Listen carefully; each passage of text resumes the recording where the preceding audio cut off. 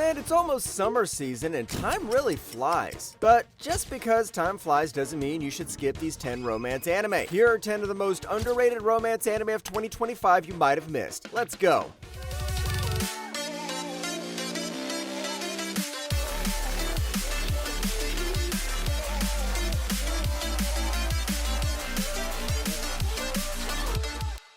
Hey, isekai lovers! Isekai-gen is out now, and it's completely designed by me. It's a fun text RPG where you go on adventures, get waifus or husbandos, build your own cool power systems, go on quests, and do battle. Check out isekaigen.com. Now, back to the video. Number 10, Catch Me at the Ballpark. ちょっとちょっとはい、申し訳ありません。常連さん久しぶり。ルリコさん。 I'm actually surprised more people aren't watching this anime. It's a nice slice of life adventure. This is about Kotaro Murata, your classic overworked salaryman who visits the local baseball stadium and meets a beer vendor girl called Ruriko. He finds her pretty odd at first, but the two soon become friends, and then they slowly get to learn more about the people visiting this baseball stadium as well. はい一緒に行きますよ。3はい。This show nails the vibe of casual feel-good anime perfectly. It's not about fancy animation or plot twists, it's about those tiny moments and emotions shared by both the fans and characters. Ruriko is a charming lead, and Murata feels like that perfect placeholder anime protagonist. You know, the kind that's perfect when you have a girl like Ruriko who steals the show every time? Like I said, this is less about romantic tension and drama and more about enjoying baseball. It's a pretty chill anime. Number 9, I'm the evil lord of an intergalactic empire. 旦那様にお仕えするために存在します。改めて組む必要はございません。それに私はのけ者ではありません。旦那様が私を必要としてくださいました。 Liam's previous life sucked. He was drowning in debt, betrayed by his wife, and totally over it. Now reborn as a member of an interstellar empire's ruling family, he's set on living for himself, and maybe being a tyrant while he's at it. But here's the twist. No matter how hard Liam tries to be evil, everything he touches turns into peace and prosperity. Now, the guy is the most popular evil lord ever. よくやった、天城。お褒めに預かり光栄です。早速視察だ。 領内を見て回るぞ。 This anime really surprised me. I mean, a story about someone trying to be a true villain but accidentally doing good? That's gold. Sure, the execution of the concept isn't smooth, and after finishing the series, I really can't call it the little brother of Eminence and Shadow, but the story has a really good premise. The whole concept of evil can't be charming is pretty nice actually. Number 8, the Gorilla God's Go-To Girl. まるで美術品みたいな。どうした？痛いか？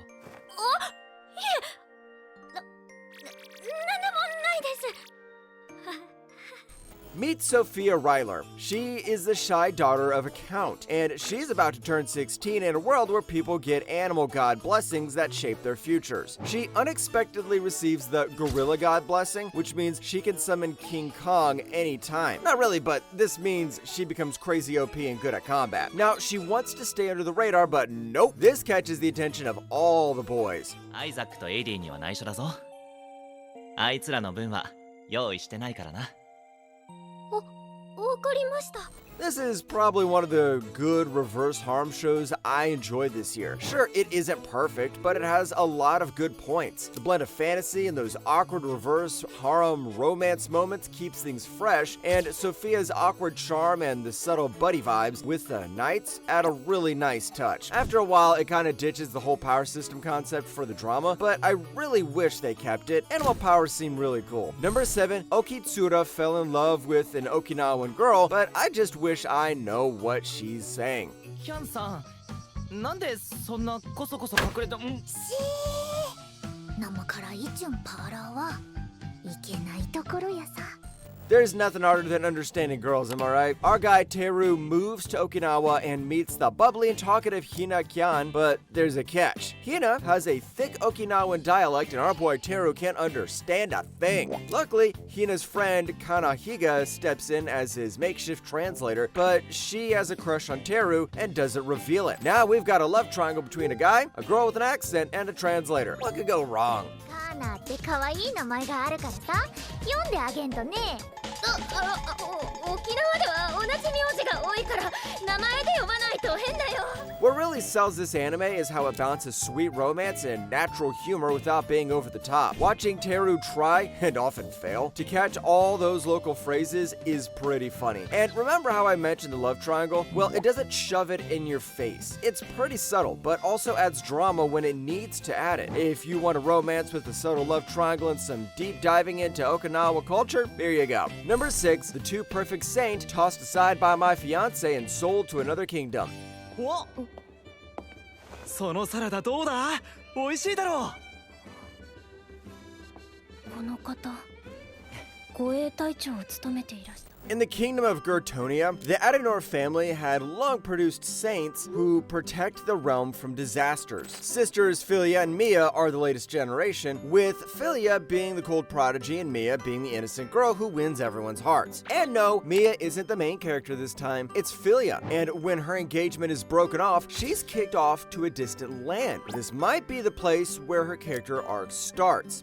都合のいい言い方しかできないが、いつかこの国を愛してもらえるように努力する。フィリア殿がここに来てくれた心意気に応えられるように。The Two Perfect Saint nails the balance of familiar romance and character moments without feeling tired. Sure, it leans on classic tropes, but it does it with so much charm and self-awareness that makes it fun and not cringe. The romance also takes its sweet time, but actually gets into more focus during the finale. Number 5, Summer Pockets.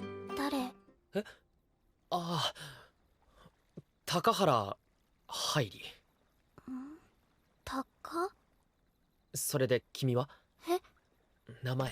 We've got another island anime, and trust me, you've been missing a lot of island anime. Far from the city chaos, Torishiro Jima is a sleepy island where Hari Takahara retreats for the summer after his grandmother's death, staying with his aunt and cousin Kiari. Like every anime protagonist who visits a village like this meets some interesting characters, like the bubbly Tsumugi and the reclusive Shiro Ra, and he soon realizes the island has more mysteries than he thinks. おはよう。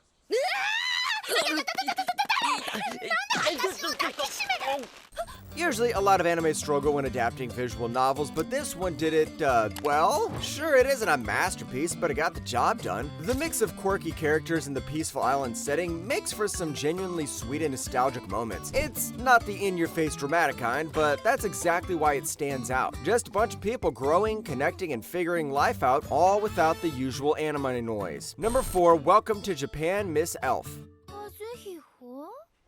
いや、おはよう、マリー。なんだか年を取ったみたいに見えるけど。 Kazuhiro Kitase has this wild ability to slip between worlds in his dreams. You know, like you travel to worlds in my site Isekaigen. Now, that shameful self-promotion's over. This is about Kazuhiro facing a dragon's lair and dying, only to get transported back to the real world by his trusty sidekick elf, Mirabelle. When Mirabelle shows up in his real world asleep next to him, the adventure really kicks off. And now, instead of an isekai, we've got a reverse isekai with an elf. 会話はほとんどわからなかったけど、この映画を見られて嬉しい。よかった。 This one's honestly a breath of fresh air if you're into sweet slice of life romance with a nice blend of fantasy and humor. There aren't a lot of reverse isekai shows except for the McDonald's Demon King one, so something like this is pretty refreshing. The chemistry between Kazuhiro and Mirabelle also feel genuine without being over the top, and the dragon, Ridra, adds some much needed humor to the story. This pretty much rode the hype wave of anime elf, and I'm not complaining about more elves in anime. Number 3, April showers bring May flowers. イケメンでクラスの中心人物、いわゆるリア充だ。どうしよう、私のアホな遊びが拡散されてしまう。 Hana Tabata isn't your average female anime protagonist. Instead of being the popular girl, she's a stubborn, unpopular girl who thinks fairy tale love is for another people. Still, every morning she waits by the school's flower beds, lost in her own little world. Then along comes Yusuke Ueno, the school's friendly, well-loved golden boy, who, surprise, surprise, decides to befriend her. Now, Hana wonders why on earth he befriended her. はい。これ。うぐいすさにが作ってきたマフィン。今みんなで食べてたんだよ。What makes this anime shine is how it tosses the usual shoujo romance rules in the trash. Instead of a flawless girl and a perfect guy, we get a heroine who's awkward, honest, and easy to root for. Yueno's warmth also feels real, and their slow, genuine bond is something much better than the usual copy-paste love plots. I think that's the whole reason why I started watching this anime in the first place. If you want a little realism in your romance, give this a go. Number 2, Lost in Starlight. どんなに探してもアルバムも SNS も見つからなかったけどでもこの歌大好きだったの本当に光栄です Time for some K-drama. Wait, no, this is K-anime. Is that what you call Korean animated anime? Nah, anyways, Nan-young is a determined scientist with one big goal: get to Mars and find her astronaut mom who vanished during a mission years ago. When she's finally chosen for a Mars trip, she meets Jay, a musician who fixes old school sound gear. They soon fall in love, but both Jay and Nan soon realize a trip to Mars isn't as easy as Elon Musk says it is.